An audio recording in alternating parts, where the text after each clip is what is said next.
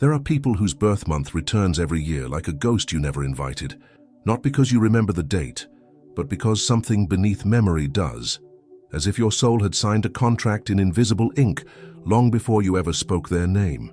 You feel it when autumn comes, when spring opens, when winter closes its arms around you. A tightness in the chest, a name you don't say aloud, an emotional weight that has no face, no logic, only a recurring season. You were born in March. So were they. Or you were born in November, and so was the person who fractured you in ways you still can't articulate. And now, every year, the calendar becomes a ritual of return, not celebration, visitation. There's a haunting that lives in chronological time. But what if time itself is not neutral? What if the months we are born into are not accidents but thresholds? What if your soul chose to enter the world in proximity to another soul's arrival, not to be happy, but to be shaped? This is not about astrology as a fixed map of personality. This is about something older, something the body remembers before the mind names it. The birth month is not a cage. It is a marker, a symbolic doorway through which the soul enters a cycle of emotional weather. And when two people are born in the same season, in nearby months or under similar skies, their souls don't just meet. They collide, not to destroy each other, but to become mirrors, to become thresholds, to become the wound that teaches what no book ever could. This is the mystery we're entering now. Not the surface question of, why does their birthday hurt me? But the deeper one. Why did my soul choose to be born so close to theirs? What was I supposed to learn by sharing the same emotional season with someone who would one day break me open? There is an old story, whispered in forests that no longer exist. Two trees were planted under the same moon, one in the north, one in the south. They never touched, never saw each other, but their roots grew toward the same underground river. And when one tree was cut down, the other began to wither, not because of proximity, because of resonance. You and this person, you are like those trees, born under similar skies, drinking from the same invisible source. And when they left, or hurt you, or became a ghost in your life, something inside you remembered. We were always tied beneath the surface. In ancient Persian poetry, there's a metaphor. The river that flows backward is the river of the soul. It doesn't obey time. It moves through moments, not minutes. When you meet someone born in your month or near it, the river bends. It loops. It touches the same stone twice. Rumi once wrote, "The wound is the place where the light enters you." But what he didn't say, what the mystics knew, is that the wound often arrives wearing a birth date, someone born in your season, someone whose entrance into the world echoed yours. And when you meet them, the soul recognizes, here is my mirror, here is my rupture, here is the one who will show me what I came to resolve. Carl Jung spoke of synchronicity, the idea that certain events are not causally connected, but meaningfully connected. Meeting someone born in your birth month is not a coincidence, it is a soul arrangement. Why? Because the birth month is not just a calendar marker, it is an emotional field, a psychic atmosphere. The month you are born into shapes the first emotional imprint you receive from the world. The temperature, the light, the collective mood. If you're born in December, you're born into endings and darkness. If you're born in June, into expansion and heat. And when you meet someone born in your season, or in a season that mirrors your wound, your nervous system recognizes them, not consciously but cellularly. Your body remembers this frequency is familiar. This is where I was broken before, or where I was whole. James Hillman, a depth psychologist, called this the soul's code. The idea that your soul chose the exact conditions of your birth, including the people you would be born near, to fulfill a specific destiny, not a destiny of success, a destiny of becoming. And sometimes, becoming requires collision. Sometimes the soul chooses to be born near someone who will wound you, not to punish you, but to sculpt you. Do you feel it? That strange pull when you learn someone's birthday and realize it's days, weeks, or just a month away from yours? That sudden weight in your chest when their birth season returns each year, and with it, the memory of everything they took when they left? You've tried to forget, you've tried to let go, but the calendar won't let you. Every November, every April, every June, the sky itself becomes a reminder. And maybe you've asked yourself, why them? Why this timing? What did I do to deserve carrying their ghost in every season? But what if it's not about punishment, What if your soul chose to be born in proximity to theirs, because only someone born in your season could teach you what you came here to learn? If this is touching something deep inside you, something you've never been able to name, pause here. Take a breath. Let the question settle. Who was born near me? And what did their season teach my soul? Leave a comment if you're ready to go deeper. And if you want to keep unraveling this mystery with me, subscribe. Because what's coming next will change how you see every relationship you've ever had. But here's the question that haunts the edges of sleep. What if you never chose them at all? What if you were chosen by something older than desire, deeper than chance? You meet someone. There's a pull you can't explain. Not attraction in the ordinary sense, something beneath that, a recognition, as if you've known them in a language you've forgotten, and then you learn their birthday, and something inside you stops breathing. They were born 2 weeks after you, or the same month, different year, or in the mirror season, 6 months apart, like two halves of the same broken wheel. And you think, this means something, but you don't know what. Not yet. Months pass, maybe years, and this person, this soul born near your time, wounds you with surgical precision. They find the exact place you've been hiding, the shame you never spoke, the grief you buried under productivity, the fear you dressed up as independence. How did they know where to cut? Because they were born to know, not consciously, but archetypally. Your souls recognized each other the moment you met, not as lovers, not as enemies, but as assignments. This is the archetype of the programmed encounter. The meeting that was never accidental. In Jungian psychology, this is called synchronicity, but it goes deeper than that. It's not just meaningful coincidence, it's soul orchestration. Before you were born, before they were born, something in the invisible selected a resonance, a frequency, a meeting point in time. And when your birth months aligned, or mirrored, or collided, it marked you both. You became entangled, not by choice, by design. This doesn't mean fate in the fatalistic sense. It means your soul knew. To grow, I will need to meet someone who reflects my deepest wound, and they will need to be born close enough to my season that I cannot ignore them. You were not meant to be happy together. You were meant to be initiated by each other. There's a story in alchemy about two flames. They were born from the same fire, separated at the moment of creation. One sent east, one sent west, and their entire existence was spent burning toward each other. When they finally met, they didn't merge into a greater flame, they consumed each other. This is what happens when two people born in the same soul season collide. They are not opposites attracting, they are mirrors reflecting, and mirrors don't lie. They show you everything you've been avoiding, every fragment you've disowned, every shadow you've pretended doesn't exist. She was born in October, so was he. They met in a coffee shop on a rainy afternoon, and within minutes it felt like they'd known each other for lifetimes. Within months, they were destroying each other, not because they were toxic, but because they were too similar, both carrying the same unhealed wound, both running from the same internal exile. When it ended, she said, "I don't know if I loved him or if I just saw myself in him and couldn't bear it." That's the terror of the programmed encounter. It strips you of the illusion that you're meeting someone new. You're meeting yourself externalized. Why do certain people wound us with such precision? Because they are encoded with the same unresolved frequency we carry. In polyvagal theory, the nervous system learns to recognize safety and danger through early relational patterns. When you meet someone born near your time, your nervous system doesn't just recognize their birthday. It recognizes the emotional weather you were both born into. If you were born in winter, you carry the archetypal imprint of darkness, withdrawal, introspection. If they were too, your nervous systems speak the same language. You both know the silence. You both know the cold. And when you collide, it's not random.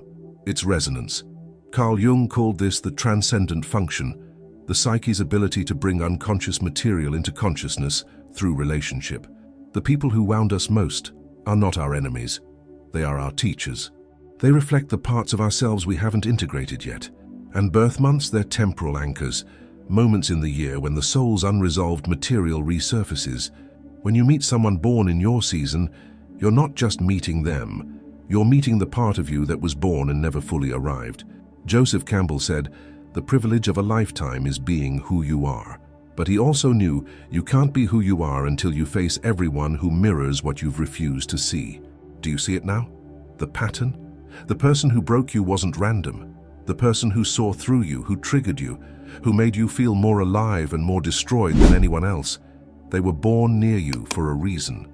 Not because the universe is cruel, but because your soul requested the encounter. You didn't choose it with your conscious mind, but somewhere deeper, before words, before memory, you chose to be born in proximity to them, to share the same season, to carry the same wound in different bodies, and now you're here, alive, awake, asking the question, what was I supposed to learn from this? Why did my soul choose to be sculpted by someone born so close to me? The answer is coming, but first you have to stop seeing them as the villain and start seeing them as the mirror your soul placed in your path. But there's something even deeper happening here, something about the birth month itself, not just who was born in it, but what it does to the soul. Let's go further. You've been told your birth month is just a date, a number on a calendar, but what if it's not? What if the month you were born into is a seal, an emotional imprint that shapes everything you feel, everyone you attract, and every wound you carry? There are people who feel heavy in November, who collapse inward every March, who come alive in June and die a little in September. It's not seasonal depression.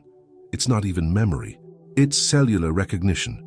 Your body remembers the month you were born into, the temperature of the air, the quality of light, the collective emotional field that surrounded your first breath. And every year, when that month returns, something in you returns with it. Not always pleasant, not always gentle. Sometimes it's a weight you can't name, a restlessness, a grief that has no story attached. You tell yourself, I don't know why I feel this way, but your body knows, your soul knows.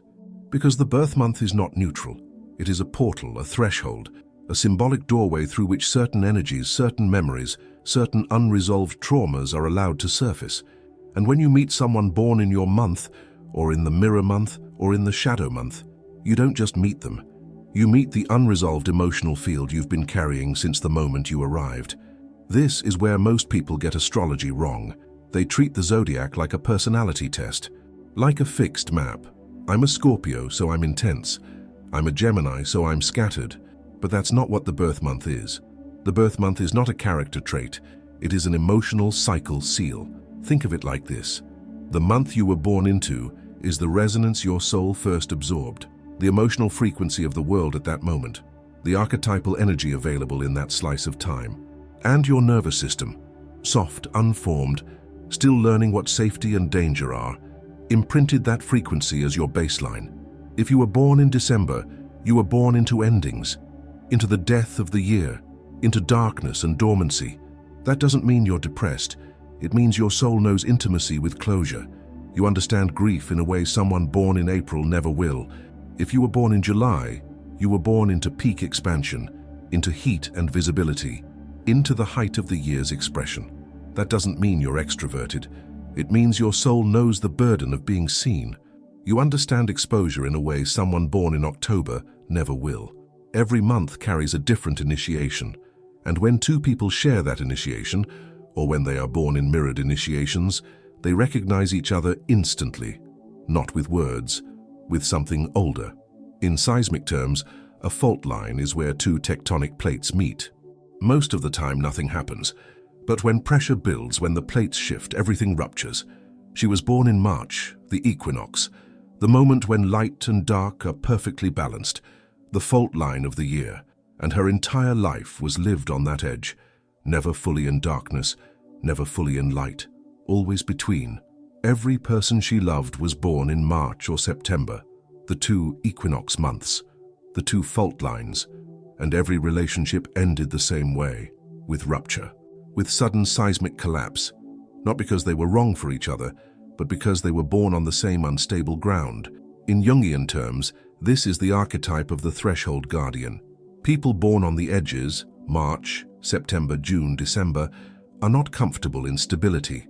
They are built for transition, for the moment when one thing dies and another is born. And when two threshold souls meet, they don't build. They break each other open, over and over. Because that's what they know. That's what their souls were made for. In ancient calendars, the year was seen as a wheel, and every month had a shadow, A mirror, 6 months apart, June and December, March and September, April and October. If you were born in June, your shadow month is December. The light you were born into finds its opposite in the dark. And often, so often it cannot be coincidence, the people who wound you most are born in your shadow month. She was born in June. He was born in December. She was all fire, all expansion, all visibility. He was all withdrawal, all silence, all depths. And when they met, it was like watching summer meet winter in the same room. They didn't understand each other. They couldn't, but they needed each other. Because she had never learned how to rest, and he had never learned how to emerge. Their relationship was a disaster, but it was also an initiation. She learned to go inward. He learned to come out.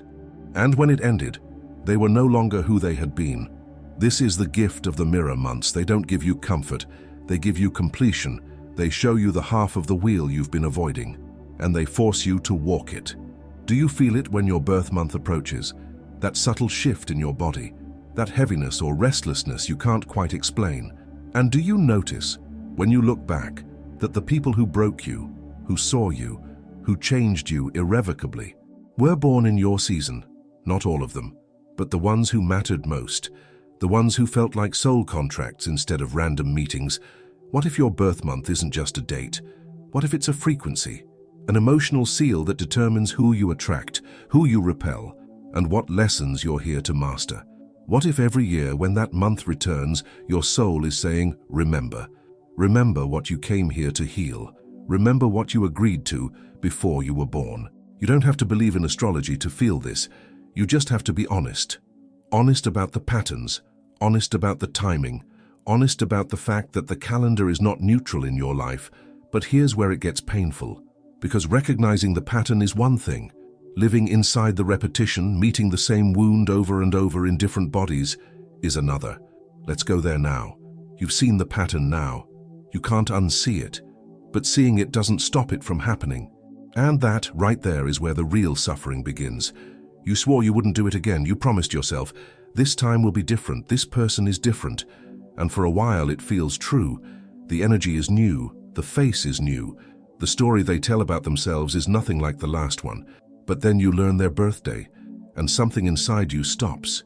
They were born in October, just like the one before, just like the one before that. Or they were born 6 months from you, mirror position on the wheel, just like every person who ever made you feel seen and then disappeared. And you realize you're not choosing them. You're being chosen by something you don't control, by something older than desire. This is the pain of inexplicable repetition. Not that you keep meeting the same person, but that you keep meeting the same soul frequency in different bodies. And no matter how conscious you become, no matter how much therapy you do, no matter how many boundaries you set, the pull remains, because it's not coming from your mind, it's coming from your soul's unfinished business. In psychology, this is called a repetition compulsion. Freud observed it first, the way people unconsciously recreate their original wound over and over, hoping this time it will end differently. But Freud didn't go far enough. He thought it was pathology. Jung knew better. Jung understood that repetition is not punishment. It's the soul's insistence on resolution. You keep attracting people born in your month, or in your shadow month, or in the month of your original trauma, not because you're broken, but because your soul refuses to move on until the lesson is integrated. And here's the brutal truth. The lesson isn't about them. It never was. The lesson is about what their birth month activates in you. The unresolved grief, the disowned rage, the fear you've been carrying since before you had language. They are not the problem. They are the messenger. And you keep killing the messenger instead of reading the message. November was the month her grandmother died when she was 6. The first death she ever witnessed. The first time she learned that people you love leave without warning. And her soul, wounded, unresolved, kept opening the door to November, kept attracting souls born in that frequency, hoping unconsciously that this time someone born in November would stay. But they never did, because the door wasn't about them. The door was about her unfinished grief, her refusal to mourn, her belief that if she could just love someone born in November hard enough, she could rewrite the story. This is the trap of repetition. We think we're choosing new people, but we're choosing the same unresolved frequency hoping the outcome will change. It won't. Not until we stop running from the room we're afraid to enter. He was born in March, equinox, the edge between winter and spring, the threshold, and every woman he fell for was born in June, July, or August, the fire months, the peak of the year. At first, he thought it was about passion, about intensity, about finally feeling alive, but every relationship burned out, fast, hot, consuming. One therapist asked him, "What are you really looking for in these women?" He said, without thinking, "I want them to pull me out of the cold." And there it was, the truth beneath the pattern. He was born on the edge of winter. His mother suffered from severe postpartum depression. His first months of life were marked by emotional absence, by cold, by a mother who couldn't hold him, and his soul, aching, unresolved, kept seeking women born in summer, women who embodied heat, light, expansion, women who could symbolically thaw him. But you can't heal a frozen wound with borrowed fire. The heat has to come from within, and until he learned that, he would keep burning through relationships, leaving both of them exhausted. This is the cruelty of the pattern. It feels like love, it feels like salvation, but it's actually a reenactment, an unconscious attempt to heal the original wound by recreating it with someone new. September was his ghost month, the month that haunted him. His father left in September. His first girlfriend died in a car accident in September. His best friend moved across the world in September. His business collapsed in September, and when I asked him when he was born, he said, late August. September was the shadow of his birth, the month immediately following his arrival, and his soul had encoded it as the month of loss, the month when everything good ends. So he kept attracting people, lovers, friends, partners who were born in September. Not consciously, but cellularly. His nervous system recognized the frequency and said, "This is familiar. This is where I know how to feel." But familiar doesn't mean safe. Familiar just means known. And for him, September was the known shape of abandonment. In attachment theory, this is called a trauma bond. When your nervous system is wired to recognize danger as connection, you will seek danger. When your soul has learned that love arrives in September and leaves in September, you will keep returning to September, hoping unconsciously that this time the ending will be different. But it won't. Not until you stop seeing September as the enemy and start seeing it as the initiation you've been avoiding. Why do we keep attracting people with the same emotional timing? Because the soul doesn't learn through logic. It learns through repetition. In neuroscience, this is called neural patterning. Your brain creates pathways based on repeated experience. If your first experience of love was entangled with a specific birth month, your brain will continue to recognize that month as the shape of love, even if that love was painful. But the soul is even more stubborn than the brain. The soul doesn't just want resolution, it wants completion. And completion requires you to face the wound in its original form, over and over, until you finally see it for what it is. James Hillman in The Soul's Code argues that we don't choose our wounds by accident. We choose them at a soul level because they contain the exact initiatory fire we need to become who we came here to be. You didn't accidentally keep meeting people born in November. Your soul arranged it, because November holds something you need to integrate. A death, a grief, a surrender. And until you stop running from it, you'll keep meeting it in different faces. This is why the repetition is so painful, because you can see it happening. You can feel the pull. You can recognize the pattern, but you can't stop it. Not with willpower, not with boundaries, not even with awareness. The only way out is through the grief, through the recognition, through the terrifying question, what is this month trying to teach me? And why have I been running from it my entire life? Do you see it now? The names, the faces, the dates, the person who broke you in March, the person who saved you in June, the person who saw you in September and then vanished. They weren't random, they were echoes, reflections of the same unresolved frequency, the same wound wearing different skin. And maybe you've asked yourself, why can't I just meet someone normal? Someone born in a month that doesn't trigger me? But here's the unbearable truth. You're not meant to. Not yet.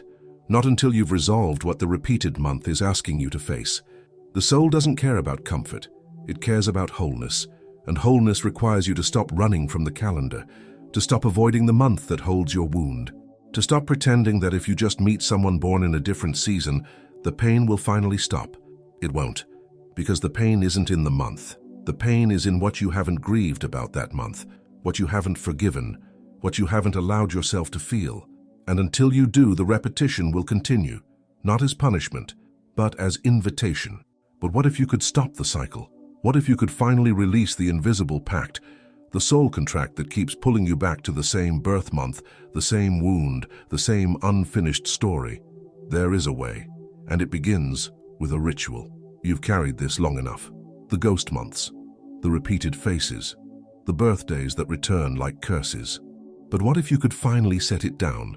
What if you could rewrite the contract your soul signed before you ever had a choice? There's a weight you've been carrying that has no name. It's not grief, exactly. It's not anger. It's something older, something that feels like obligation, as if somewhere before birth you agreed to something, to carry a certain wound, to meet certain people, to be shaped by a specific month over and over until you finally understood why. But here's what no one tells you.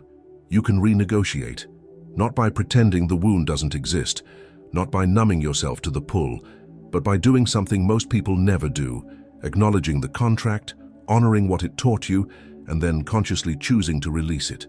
This isn't about forgetting, it's not about spiritual bypassing or pretending the past didn't happen. This is about completing the cycle, about recognizing that the lesson has been learned, that the initiation is over. That you don't have to keep opening the same door just because you've always opened it. The soul respects ritual, it respects intention, and when you finally say with full presence, "I see what this was for, I honor what it taught me, and now I choose to let it go," something shifts. Not immediately, not dramatically, but deeply, in the invisible architecture of your life. In shamanic traditions, there's a concept called soul retrieval. The idea that when you experience trauma, a part of your soul fragments off, disappears into the wound and stays there, waiting to be reclaimed.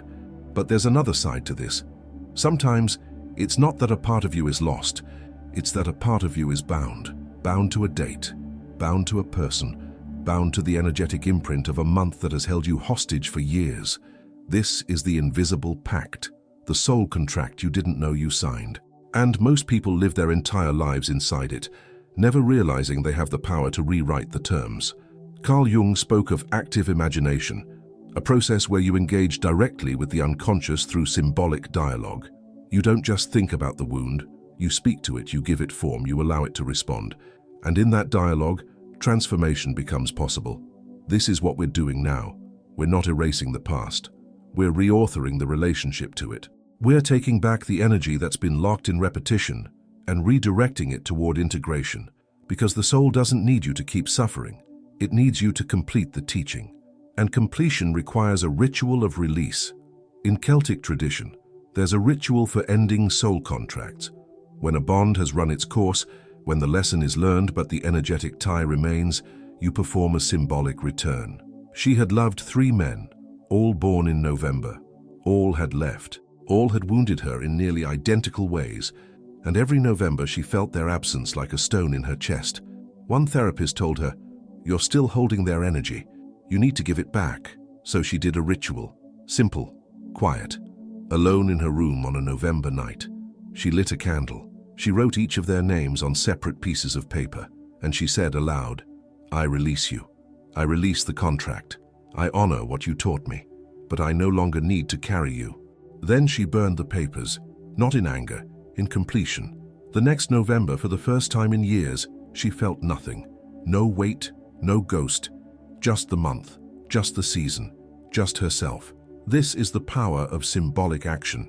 The soul doesn't operate in logic. It operates in image and gesture, and when you give it a ritual, it listens. In Jungian dream work, a broken clock often symbolizes arrested development, a moment in time where the psyche got stuck. And until you fix the clock or acknowledge that it's broken, you'll keep living in that frozen moment. She kept dreaming of a clock stuck at 9:15, over and over, for years. 9:15 was the time her father walked out. She was 9 years old, September 15th. Her soul had been living in that moment ever since, Every September she would collapse. Every relationship with a man born in September would repeat the abandonment. But then she did something different. She bought an actual clock, set it to 9:15, and in a private ritual she moved the hands forward.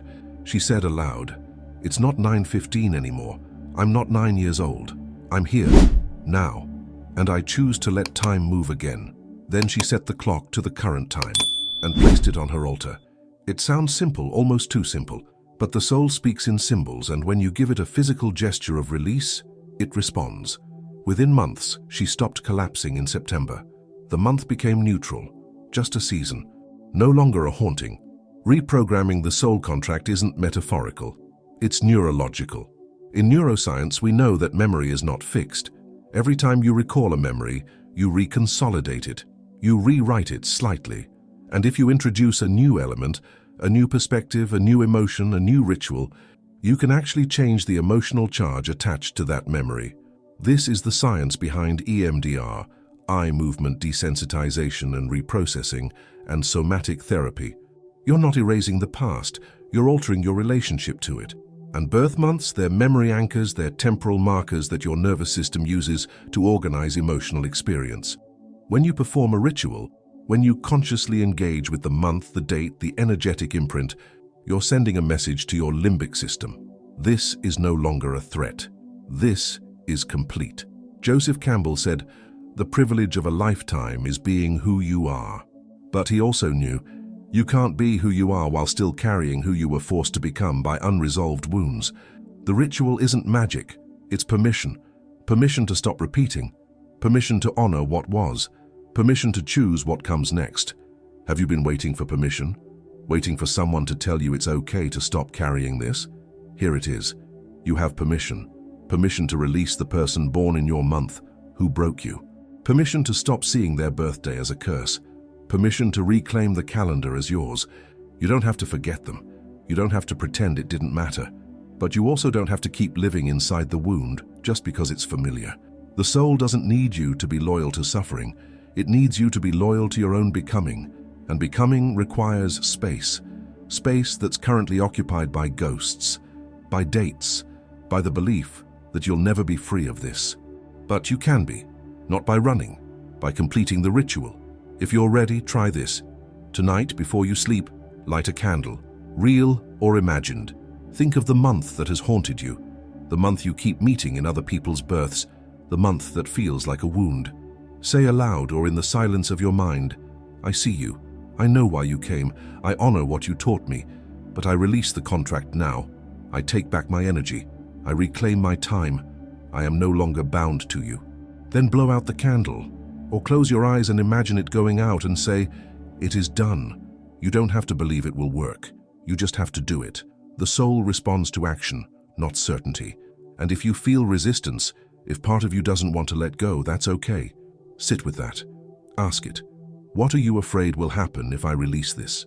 Sometimes the wound is the only thing that feels like home, and letting it go feels like losing yourself. But the truth is, you're not losing yourself. You're finding the self that was buried beneath the wound.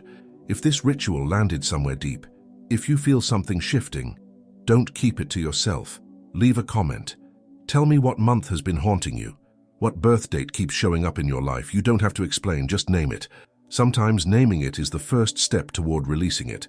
And if you want to keep walking this path with me, subscribe. Because we're going somewhere even deeper now. But here's the final question, the one that sits beneath everything we've said. Why? Why did your soul choose to be born near someone who would break you? Why did it agree to this wounding in the first place? Let's go to the answer now. We've walked through the ruins, we've named the ghosts, we've performed the ritual of release. But now we arrive at the question that has been waiting beneath all of this. Why? Why would your soul choose this? Why would it agree to be born near someone destined to wound you? There's a teaching in Sufism that most people can't bear to hear. It goes like this: the soul does not seek comfort, it seeks truth, and truth often arrives dressed as destruction. You were not born to be happy, not in the simple sense. You were born to be sculpted, shaped, carved into something closer to your essence. And the soul knows, has always known, that comfort doesn't sculpt. Only friction does, only heat, only the precise wound delivered at the precise moment. This is why you were born near them. Not near someone safe, not near someone easy, but near someone whose very existence would crack you open. You didn't choose this consciously, but your soul did. Before language, before memory, before you ever had a say in the matter. Your soul looked at the calendar of possible births and said, yes, that month, that proximity, that collision, that's where I'll learn what I came here to learn. And now you're here, alive, awake, asking, was it worth it? In alchemy, there's a process called calcination. It's the first stage of transformation. You take the raw material, the unrefined, unexamined self, and you burn it. You reduce it to ash, not to destroy it, but to purify it. Meeting someone born in your soul season is calcination. They are the fire. You are the raw material. And what remains after the burning is not who you were. It's who you were always meant to become. This is not cruelty. This is design. Carl Jung wrote, "There is no coming to consciousness without pain." And he was right. The soul doesn't wake up through ease. It wakes up through rupture, through the precise moment when everything you thought you knew about yourself is proven wrong. And birth months, they are timing mechanisms, cosmic alignments, moments when the soul says, this is when I'm vulnerable enough to be changed. This is when I'm open enough to be wounded in the exact way that will break me into my true shape. You were born near them, not to be destroyed, but to be initiated. Image 1. The sculptor who only worked in winter. There was a sculptor in ancient Greece who only worked in winter. People asked him why. Why not work in spring when the light is better, when the warmth makes the stone easier to shape? He said, because in winter the stone is hardest, and only the hardest stone reveals the truest form. She was born in January. So was the man who loved her, and then left without explanation. For years she hated winter, hated the cold, hated the way January returned every year like a ghost. But then she realized something. Winter had made her strong, the hardness, the isolation, the necessity of going inward. The man born in January had taught her how to endure cold, how to be alone without falling apart, how to find warmth inside herself instead of searching for it in others. He wasn't her enemy. He was her winter. And winter doesn't come to comfort you. It comes to harden you into your truest form. This is the secret of the soul contract. The people born near you are not accidents. They are sculptors, and you are the stone. In Rumi's poetry, there's a recurring image, the soul as clay, and God, or the universe, or fate, as the potter. The clay doesn't understand why the hands press so hard, why they twist, why they reshape. But the potter knows. Only pressure creates form. She was born in June. He was born in December, 6 months apart, mirror souls. And for 2 years, they shaped each other. She pulled him out of his darkness. He pushed her into hers. She taught him how to emerge. He taught her how to rest. It was painful. Neither of them wanted to learn what the other was teaching, but they couldn't stop because the soul doesn't care what you want. It cares what you need. And what she needed was to stop running from stillness. What he needed was to stop hiding in it. When they finally separated, gently with understanding, she said, I think we were born 6 months apart so we could teach each other the half of the year we were avoiding. This is the wisdom of mirrored birth months. They don't bring you someone to complete you. They bring you someone to confront you with your incompleteness, and in that confrontation, you become whole. Let's bring this home with something grounded. In developmental psychology, there's a concept called necessary suffering. Not all suffering is meaningless. Some suffering is developmental. It's the friction required for growth. Infants cry when they're hungry, not because the universe is cruel, but because crying develops the lungs. Adolescents rebel, not because they're broken, but because rebellion develops identity. And adults? Adults are wounded by people born in their soul season, not because fate is sadistic, but because the soul needs the precise wound to develop the precise strength. James Hillman called this the soul's code, the idea that before you were born, your soul chose the exact conditions, including the people, that would force you to become who you were meant to be. Marion Woodman, Jungian analyst, said, the psyche is always trying to heal itself, and sometimes healing doesn't look like peace. Sometimes it looks like collision, because only in collision do you discover what you're made of. You were born near them because your soul knew, this person will break me open, and in the breaking I will finally see what's inside. This is not masochism. This is soul-level strategy. The soul doesn't care about your comfort. It cares about your completion. Do you see it now? The whole design? You were never cursed. You were never unlucky. You were chosen by your own soul to be born near someone who would wound you in exactly the way you needed to be wounded. Not to destroy you, but to initiate you. And yes, it hurts. Yes, it feels unfair. Yes, part of you wishes you could have been born in a different month near different people with an easier path. But easy paths don't lead to the soul. They lead to comfort. And comfort, while pleasant, is not transformative. You were born near them because transformation required it, because the lesson you came here to learn could only be taught by someone who shared your season, your frequency, your wound. And now, after all the repetition, all the grief, all the years of asking why, you finally know. Not because I told you, but because something inside you remembered. Here is the truth you've been circling this entire time. The soul doesn't choose to punish you. It chooses to sculpt you. And sometimes, the chisel is someone born in your same storm. You were born near them, not by accident, but by agreement. An agreement made before words, before memory, before choice. And now you stand here shaped by that encounter, changed by it, marked by it, but no longer imprisoned by it. Because you've done what most people never do. You've looked at the wound. You've honored the pattern. You've named the ghost. And you finally asked the soul, what was this for? And the soul has answered, not with comfort, but with completion. You are not the same person who entered this wounding. You are the one who survived it, integrated it, and transformed it into wisdom. The calendar will still turn, their birth month will still return, but it will no longer hold you, because you are no longer the raw stone. You are the sculpture. And the sculptor's hands, the ones you resented, the ones you feared, the ones born in your season, have already done their work. Now you are free to be what you were always meant to become. Whole, awake, unbreakable. The initiation is complete. If this reached a place inside you that you thought no one else could see, if you finally feel understood, then I need to hear from you. Tell me in the comments, what month has shaped you? What birth date keeps appearing in your story? You don't have to say more than that. Just name it. Naming it is power. And if you're ready to keep walking this path, to go deeper into the mysteries of the soul, the wounds we carry, and the hidden wisdom in our pain, subscribe, because there are more doors to open, more patterns to decode, more truths waiting in the silence. And after this, don't stop here. Watch the next video I've recommended for you, because the work isn't finished. The soul never stops unfolding, and neither should you. Thank you for being here, for listening, for letting this land where it needed to. Until the next unraveling.